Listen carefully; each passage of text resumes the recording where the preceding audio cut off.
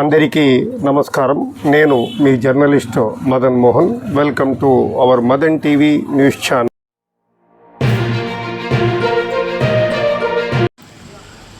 ఉదయం దాదాపుగా 8-9 గంటల ప్రాంతము నుంచే నిప్పుల కొలిమిని తలపిస్తున్న భానుడి భగభగలతో నంద్యాల జిల్లాలోని నియోజకవర్గ కేంద్రమైన బనగానపల్లి పట్టణములో ప్రధాన వీధులు సైతం నిర్మానుష్యంగా బోసిపోయి కనిపిస్తున్నాయి.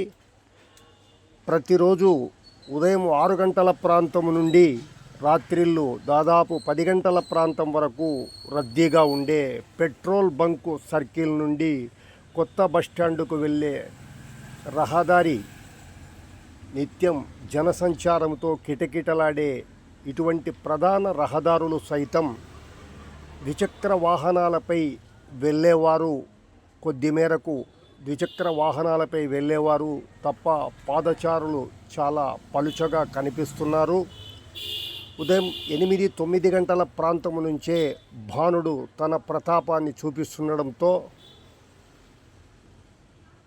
అది రహదారులపై నడిచే జనసంచారంపై ప్రభావం స్పష్టంగా కనిపిస్తోంది. ఎంతో పని ఉంటే తప్ప ప్రజలు బయటకు రావడానికి సాహసించడం లేదు. మరికొద్ది రోజులు ఇదే పరిస్థితి ఉంటుందన్న సమాచారం తెలుస్తుండడంతో ఈ మేరకు ముందు జాగ్రత్త చర్యకు ప్రజలు ప్రాధాన్యం ఇస్తున్నారు.